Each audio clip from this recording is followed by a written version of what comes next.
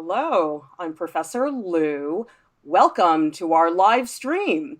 I'm here with art prof teaching artist Jordan McCracken-Foster and Lauryn Welch.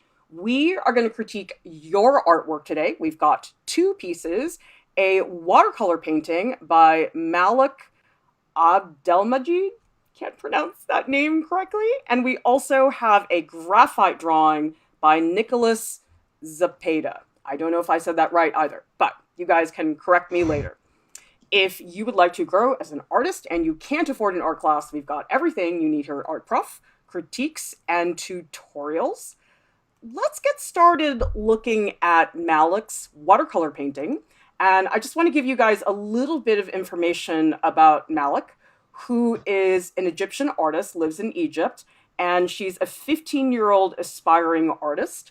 And this is a really interesting still life because every single one of the objects has a particular role in terms of her culture. So she says that it's called a fanoos, which is the ornate item that you can see in the left.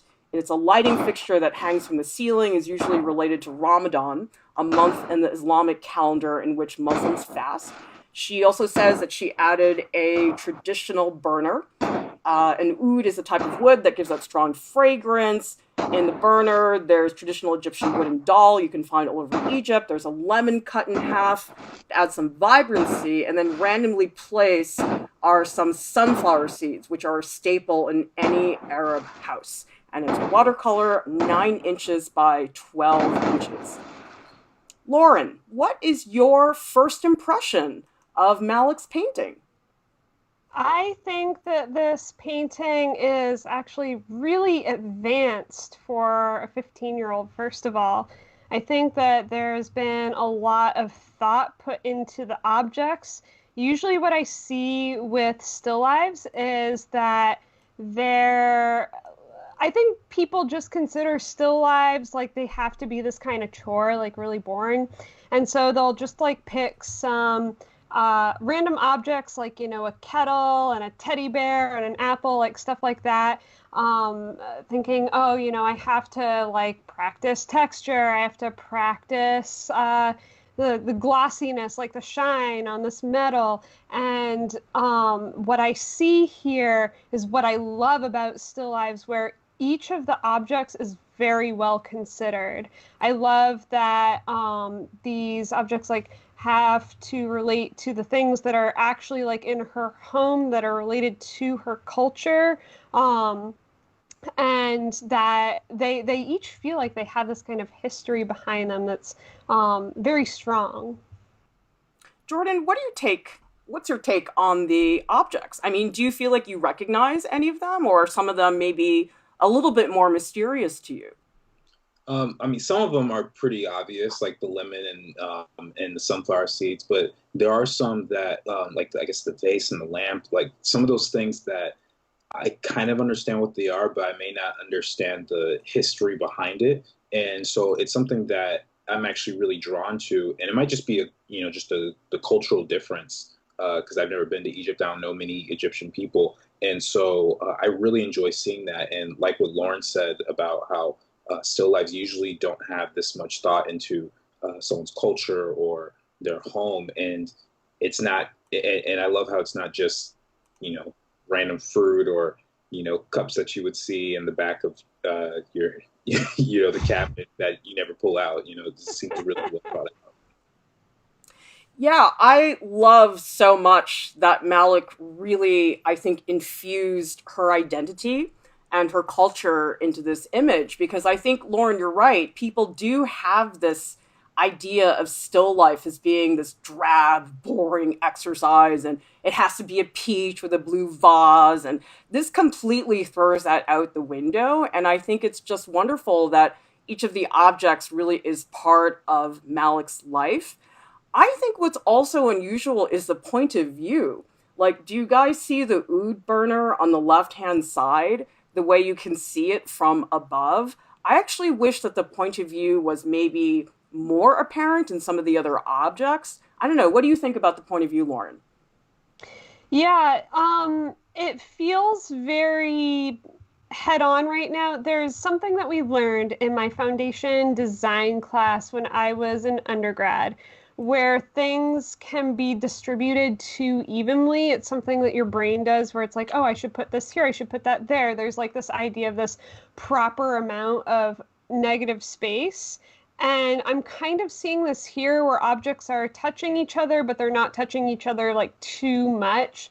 It's this thing that like it feels like it's the right thing to do for our brains, but it doesn't come across as actually very natural.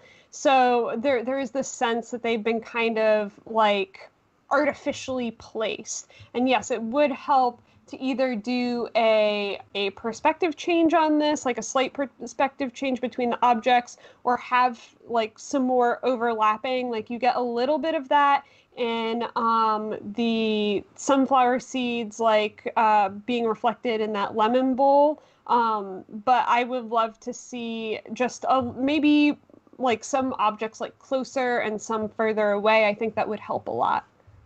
Jordan, what do you think about the objects? Do you think there are some, based on the point of view, that look more three-dimensional than others, or not? I would say I think the oud is looking pretty three-dimensional to me, and the lemons in the bowl that they're in. I would say that the one that's the least three-dimensional, I guess, is just the vase that's in the middle. It doesn't appear to have as much depth. It might just be the lighting situation, because I'm not seeing much of a turning edge on it, and it might have something to do with the perspective angle. I feel like if we were, at a slightly less of a bird's eye view angle, then you would see a lot more clearly. But I do like that it's not the typical still life setup, because usually it's just, you have your white cloth or whatever, and you put everything, and it looks very artificial. It's like no one puts a fish next to an apple. Like, who does that in real life? And this actually feels like something that's sprawled over the table, and there's a couple hints that feel like it's more placed. Like, I feel like the sunflower seeds could have made its way into the top left of the piece, or things like that. But it feels more natural than some of the other still lifes I've seen, even from some of the Renaissance paintings I've looked at.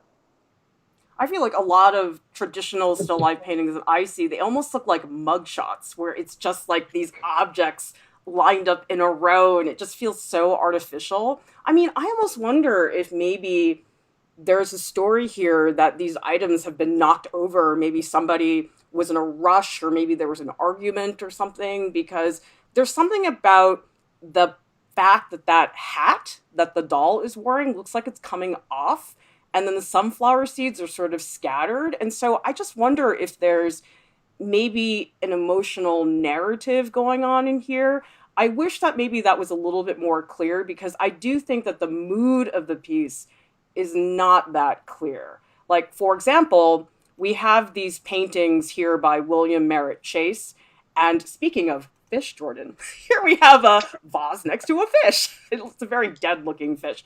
But I feel like when I look at these William Merritt Chase paintings, there's a real drama to these. They feel very dark and almost ominous looking. And so even though these are pretty ordinary items, the mood is very apparent. And I wish that in Malek's piece, there was a more particular sense of mood. I don't know. What do you think, Lauryn? Yeah, I think what's really it's like kind of strange. We're in an in-between here. Like we're in a space between a very traditional kind of still life and something more. And I think that is where that desire for a mood comes from. I think what's really could be improved is the backdrop, which is just this white cloth.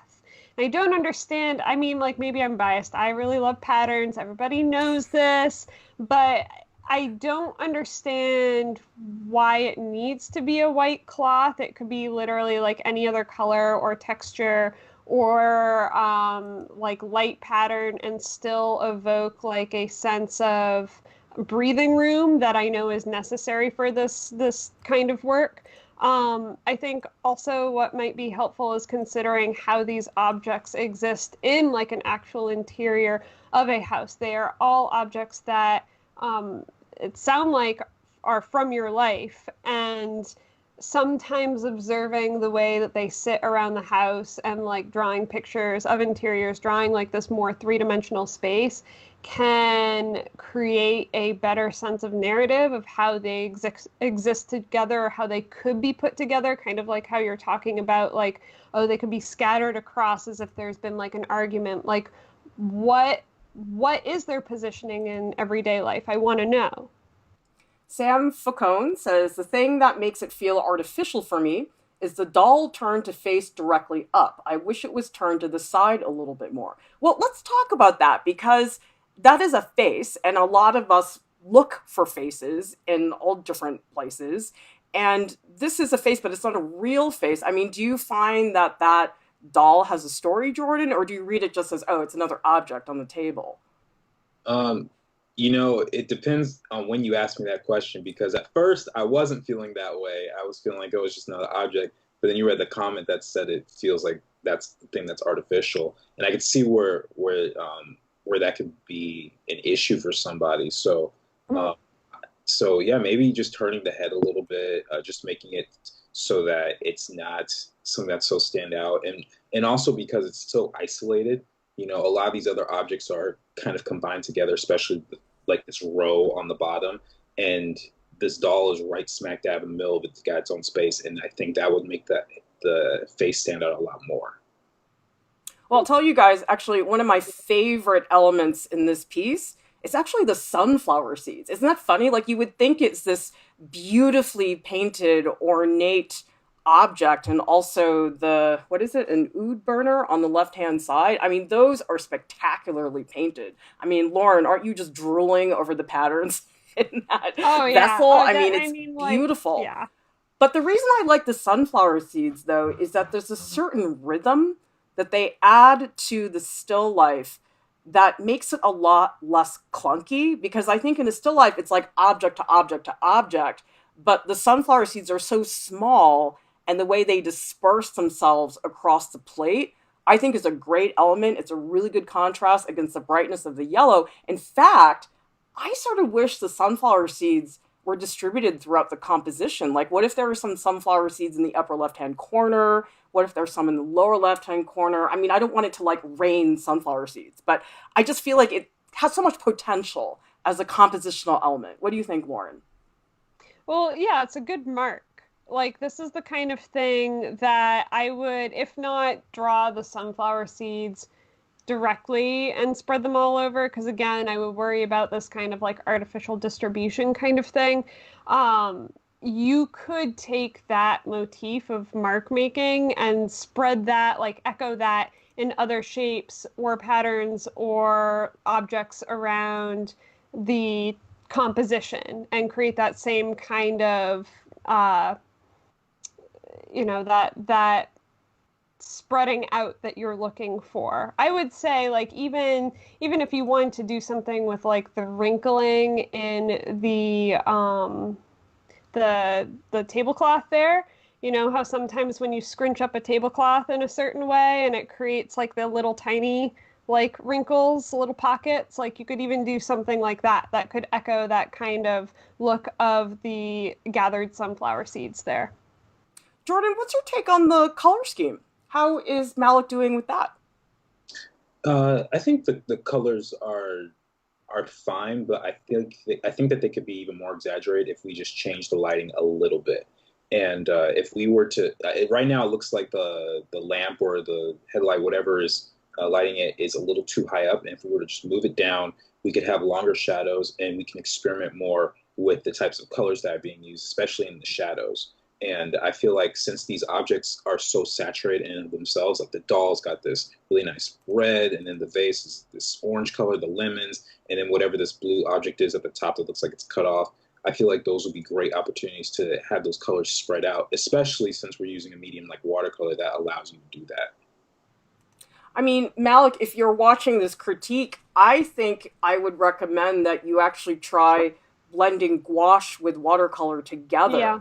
Because actually, Alex Rowe, who is our resident gouache master here at Art Prof, he says he uses gouache and watercolor all the time. I guess because gouache has a beefiness and an opacity to it that watercolor really just is never going to have. And so gouache is good when you want to beef up certain areas, because I do love the delicate, lovely quality of the brushwork. I mean, guys, I am in love with this close-up of this lemon. I mean, the way that Malek painted these like washes of ultramarine blue are gorgeous in the lemon.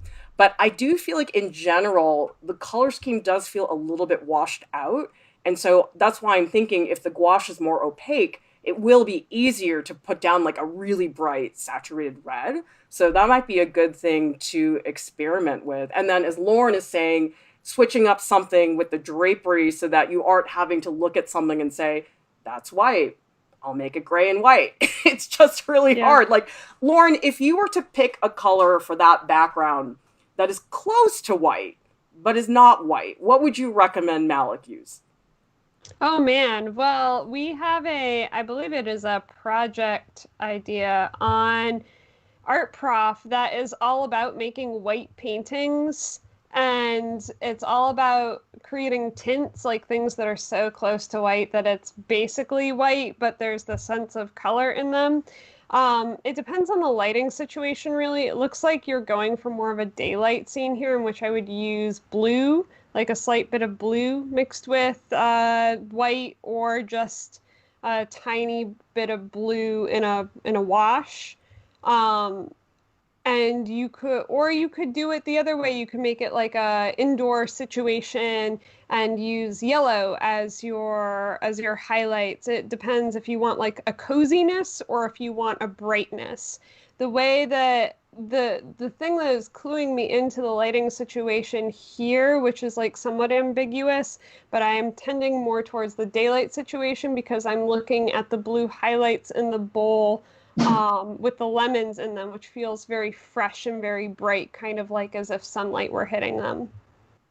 Yeah, so something to think about, I think, when you're setting up a still life is don't just pick whatever's around. I mean, I literally will go to the fabric store and be like, I want a slight aquamarine blue to work against that orange. I mean, Alex Rowe and I did that. Like, we spent so long trying to choose the right fabrics for our still life paintings that you guys can see on our YouTube channel. So I think that a still life painting actually begins when you pick the object. People think that it begins when you start painting, but it's not. It's the choice of the objects.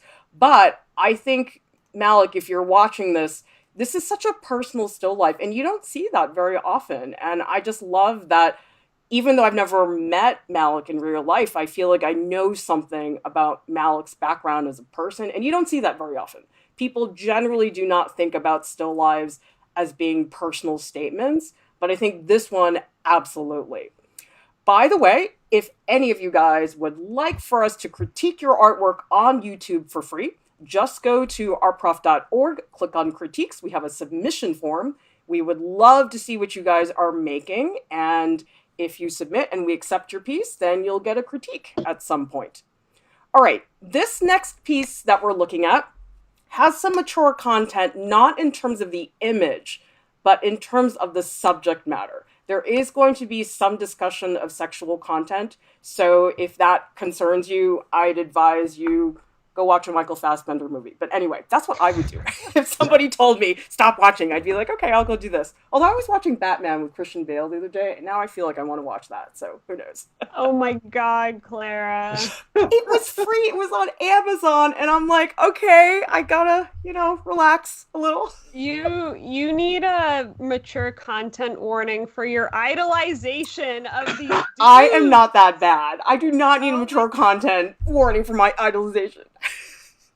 Okay, let's take a look at this next piece. It's by Nicholas Zepeda, and Nicholas has a pretty substantial artist statement in the video description below, so you guys can take a look at that. And so Nicholas talks about how in his work he's trying to build an understanding of his own identity, and he's accepted that his voice as an artist is one of conflicted, awkward yelling. And so the title of this piece is called Touching Tips, made in response to the possibility of a work defining Nicholas's sexuality more harshly than they'd agree with. And so Nicholas explains the pose of the figure is taken from a Twitter meme tilting your head and pointing your feet inwards out of shyness as you ask someone on a date. And he says, I loved it because it was so over the top and a funny glimpse of vulnerability on an otherwise fairly aggressive platform, meaning Twitter. And he also says it's also including those touching tips, which refer to gay sex in both sign language and the vocabulary of funny children. Lauryn, can you explain to people what touching tips means for people that have never heard that phrase before? Okay. Yeah. So, touching tips, as you can kind of see, like with the fingers, like it is two male genitalias touching each other. Wow. Yes. And that is something that I had to have explained to me by my gay friend because I was not familiar with it beforehand.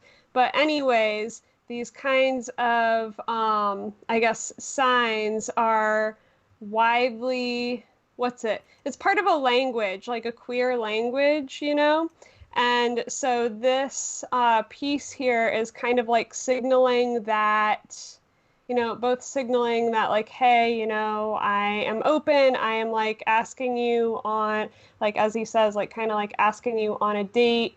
And I am homosexual and I'm also like feeling very nervous about it. Like, look at my legs. Like I don't feel so comfortable about this right now. So there really is an awkwardness for you to the image, Lauryn, that comes across? Yes. Oh yeah, absolutely. I'd say everything from like with the positioning of the hands and the legs, like that's the most obvious, but also this composition is so awkward. Like it's kind of weird, right? Well, tell me in the chat, you guys, who are people who are watching right now, are you familiar with that meme that Nicholas is talking about? Or were you familiar with the phrase touching tips? Because honestly, I hadn't heard that phrase until I read his statement. So, but then again, I'm not exactly known for being with it. Lauryn, you guys had to explain to me today what drop the mic meant. I'd never heard that before. Oh my God. Again. Anyway, Jordan, when you look at the piece, do you feel like if you didn't know the title, you would know what this piece was about? Not to the extent that the art statement explained, but I would definitely get a sense of awkwardness for sure. Just by the position, like the feet facing in, the fingers going like this, and even just that crouching pose. Even though we can't see the top half of it, you could still tell. Like if I were to get up and make that pose right now, it would feel very uncomfortable for me. And so that part is getting across. But as far as the underlying deep meaning behind it, I'm not certain that would immediately resonate with me. And maybe that's the point of it. Maybe it's almost like inner circle type of conversation. Well, so let's see. In the chat, Slepnir is saying, I would not get the subject by just looking at it. AC says, as a gay person, I never even did that or heard about that. And Neil is saying, so it's like the feeling of coming out for the first time, trying to be confident but still nervous. Well, so Lauryn, what do you think about this? Because I bet you anything, there probably are some people who would look at this and say, oh, touching tips, I know exactly what this is about. Yeah. And then there's people like me who are like, I don't know what that is. And so is it just that community is the only one that can really get this? And is that good for this piece or not? Yeah, it's difficult for me to really put to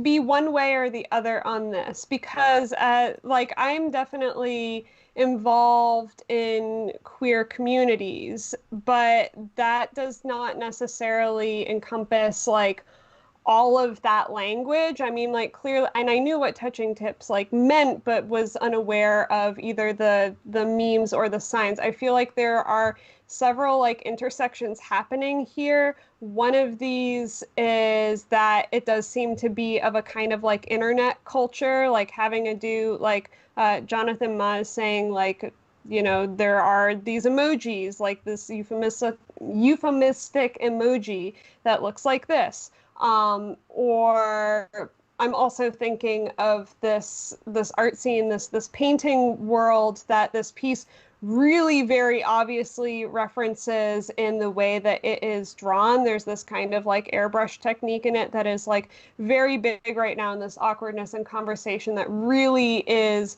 pulling from this type of artwork and this type of content that is very hot in this like contemporary painting Instagram like art world. So I think that this person, this artist, has zeroed in on an audience that they want to show this to. Like, this is meant for a very specific audience. And I don't know if they're thinking about whether they want it to be for a wider audience or not. Not all art is made for that. So that would be something that I would ask the artist about. It's definitely something to think about, which is when you sit down and you make artwork, to say, who is this artwork for? Because it could be that this really is for a particular group of people, maybe not. Some people want it to be for people for whom they don't know about the community. Maybe they're trying to spread word about something. So I think it's worth thinking about, those of you guys who are making your own work. Thank you so much for the super chat, Jonathan Ma. We really appreciate your support. And thank you, by the way, to everybody who contributed to our spring raffle. We are going to be drawing winners next week, so we'll let you guys know who's going to get all those cool prizes. But we were just so impressed by the way you guys support us. It's really, really wonderful to see. Jordan, where do you think this figure is? What is this place? Yeah, that's the one thing that really takes me out of the image after I read the artist statement, because it's supposed to be, well, the situation is, someone asking someone out and being nervous, but it feels like they're in a log cabin, like by themselves in isolation, and it feels like the situation, this pose, it almost requires you to be in a social environment. So I would expect to see them in a public setting, like a mall or a restaurant or a bar or a library, or just something where there's more people around. And right now, with that environment, though it's well drawn, it feels like someone's kind of in trouble in the corner, like because they did something bad, and because we have no sense of scale really outside maybe the bricks or how wide the wood panels are, it could easily be a little kid who's just got in trouble and just or is trying to make up a lie and doing something fidgety. So finding that balance is going to be really tricky if it's something that's meant to be understood by a wide audience. Benjamin is saying languages are partly about hiding meaning from outsiders as much as they are about communicating with others in the in-group. This kind of symbolic thing is probably like that. Yeah, I think that that's something that some people really purposefully do, and other people end up doing it by accident. I just think it's something to be aware of, because I think for some people, you just assume, oh, everybody else knows this, but that's not always the case. So it's tricky, I think, to figure that out. Tammy is saying, it seems like the person's backed into a corner, maybe feeling pressured, unsure of the action. And Zara says, it looks like there's graffiti on the floor rug, and I'm trying to focus on it, trying to figure out if it's supposed to be something. Yeah, what do you think about that, Lauryn? Does that look like the rug pattern, or is that something else? I considered it a rug pattern, but really what my very first thought of was about that was that, oh, this person is mimicking an airbrush technique and they really should just be using an airbrush. I mean, from that right arm up there, the way it's like all blurred out, to that actual like, yeah, that smudgy patterning like on the rug. I think that it is interesting doing this with graphite, but also like I'm really feeling like you want to be using the airbrush and you want to be creating those kinds of marks, and you can get them a lot faster with the airbrush. So I'd be interested to see how you could incorporate those two things, both graphite and airbrush. You can use black, you can use colors if you want. It is a way to make artwork at a much faster pace, whereas graphite's very slow. Veronica Ebert is saying, is the knee stitched? Is it? Jordan, can you see that? It looks like there's some sort of stitching pattern on one of the knees. I did see that. Yeah, I'm not it's very hard to see. I mean, now that Veronica's pointing it out, I'm starting to see a little something. I don't know if that's supposed to play a part in the meaning of the piece, but it's worth pointing out.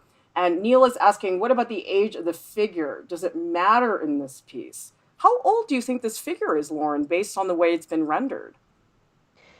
They seem pretty young to me, and it's not necessarily because the way they're rendered, but I would think that the positioning feels very young. Like, this is the kind of position that you see like little kids do or teenagers. And someone mentioned anime earlier in the chat, and I was like, yes, I see this pose in anime all the time.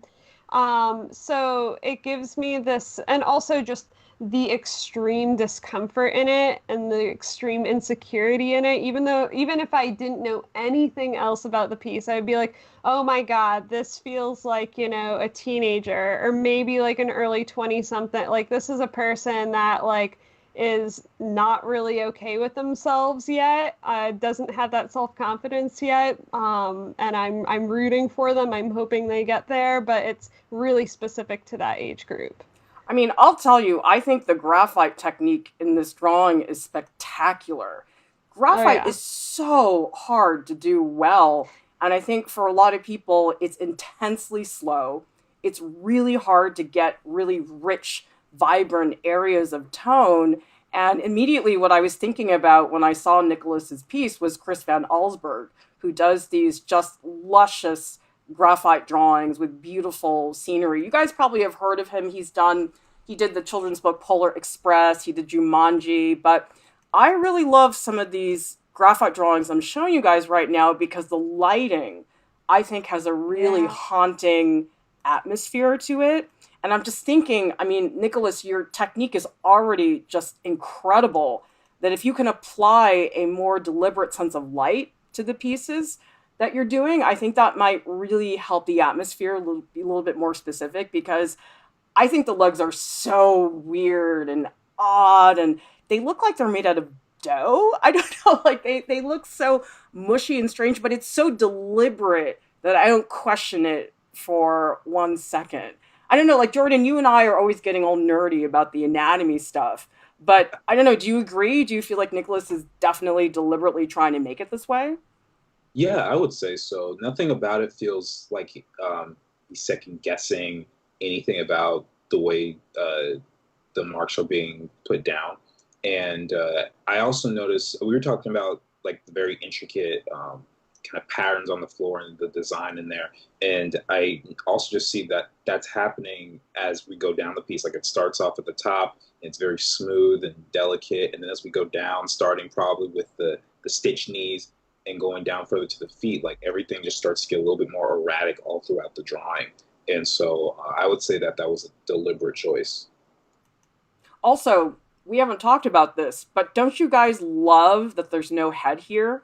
That you can't even tell necessarily so many specifics about this person. I think that's what I like about it because it does feel like an individual's experience, but I do feel that Nicholas is conveying a larger community about not just his experience, but other people's as well. And I think that's hard to do to contextualize an individual's experience within a greater community. And I think that is really, really nicely done. By the way, Lauryn had mentioned this trendy look that you're seeing a lot in the New York City galleries. And I think definitely one person to look at would be Inca Essen. I mean, she's not anybody who just came upon the scene recently. She's been around for a little while. But I immediately thought about her work because her figures do have this strange, glowy, doughy, silly putty feel to them. And they are pieces that are very fluid, but are also oddly rendered and strange. And I really enjoy the distortion in her pieces. I mean, Lauryn, would you like to see Nicholas push the distortion even more? Or do you like that it's close to reality? I think So, first of all, I want to say that I really admire the uh, that Nicholas is able to do this, because I have tried so hard to be able to do this kind of rendering where it's like exaggerated. It's almost it's stylized is not even the right word. There is a logic here that makes sense that you do not question, and it's like not based on reality, but it's a reality, like it is a world. So I think that is really, really amazing. I would say be very careful about going ahead with this style, or just be aware of why you are doing it, or what is affecting your artwork, because I could list maybe like 30 people on Instagram, like off the bat, that use like the same kind of stylization. So it's like, I mean, everybody is drawing from something. It's unavoidable to pull from things, like, me personally, like I am just like a French painter. I took all the French post-impressionists and put them all in like one painting. Okay, so it's like everybody has this, but it is really important to know your sources and why you are sourcing them. So that is my biggest thing. I've got no issues with like the technicalness of it. I think it's beautiful. I just want you to know why you're doing it and where it's coming from. I mean, I think so much of being an artist, especially if you're dealing with bigger issues of sexuality or history or something, you have to be very self-aware, because if you're not, wow, you can get into a lot of trouble if you're dealing with heavier topics. So, I mean, I think the technique is phenomenal. It's really extraordinary. I don't see graphite technique like that very often, and I think it's really nicely done. Guys, we have an art prof share today. Always love showing these off to you guys during these streams. We're going to look at an art prof share by, again, all these international names, you guys. I can't pronounce anybody's name. Mahima Lakhosha. Anyway, she did this self-portrait, and the description and Mahima's Instagram is in the video description below. And she says that she watched a few of our videos after she came across Art Prof through a friend, and she understood the idea of light and shading a lot better thanks to us. And Mahima says, I wanted to use oil pastels for a long time. I drew inspiration from my friend's piece using oil pastels for portraits. I saw how my friend played with colors and light, and when I learned about Art Prof, I went over and realized that my friend's portraits had turned out so well with the help of your videos. I had a great time working on the self-portrait. So if you guys don't know what tutorial we're talking about, it's this self-portrait drawing tutorial, drawing your self-portrait in crayons that Mahima is talking about. Jordan, what's your reaction to Mahima's portrait? I think it's really awesome. I really appreciate how like symmetrical the face is. It doesn't feel wonky at any particular point. And I look at it and I go like, oh, that's a person that I could see walking down the street. And so I think just the level of observation that was done and the patience that it took to create this piece and make it excel and succeed as well as it did. Just two thumbs up. I think it's awesome. Lauryn, what do you think? Yeah, you gotta love a striped shirt. That is an amazing really, shirt Lauryn? There. I know. That shirt is a portrait right there. I think that the portrait is amazing. I agree with all of the things that Jordan said. I feel like the anatomy is very correct on it, but like in a realistic way, not in like a weird stiff kind of way. Like it feels like a real person. I love the way that she did the hair, like with these just very sparse detail marks on it to signify singular hairs. But like really what takes the cake for me is that sweater. Like I love the way that the red lines and the white lines don't quite meet up. They're very loose. It has a very painterly quality to it. Also matches the background with the those rays, the marks of the rays, which could be like kind of corny, but because those stripes on the sweater talk to that background, it works really well. Well, it's interesting that the sweater has such an impact on the portrait, because I was thinking at first that almost halo-like glow that the blue is creating around the head, I'm usually not such a big fan of that because you end up with these strange halos around people's heads for no reason. But I feel like the red in the shirt offsets that. Like I actually see the shirt before I look at the background, and that really offsets that dynamic really beautifully. And I have to say, you guys, that area of flesh that's around the mouth is really well done. Like the chin is so three-dimensional, and that mouth, it's like in the face. I'm always bothering people in my drawing classes that they tend to just draw the lips by themselves. And so what happens is the lips look like they're just sitting there. They don't look like they're actually part of the form. And I feel like Mahima really nailed that part of this self-portrait. So great to see what you guys are making. Yeah, Neil is saying that the patterns on the shirt and background gives a nice rhythm. Veronica says, I really like the mouth area. Looks very full. And Lisa H is saying the hair is great. So if you guys make an artwork in response to any of our videos, go to artprof.org and click on tutorials and project ideas. The purple button will take you guys to the Prof Share submission form. So that way you can be considered for a shout out here on one of our videos. The other thing you can do is you can also tag us on Instagram and use hashtag ArtProfShare. And you guys are like, oh my God, burning it up for the June Art Dare. It's June 2nd and people are already tagging me with all these submissions. It's like really exciting how productive this community is. I mean, Lauryn, have you noticed that? People are really like revving it up now? I love it. I mean, it also makes it really difficult because, oh my God, when there are hundreds of submissions to the Art Prof Dare and suddenly I'm like, oh, that one's good, but that one's also good, but that one's also good.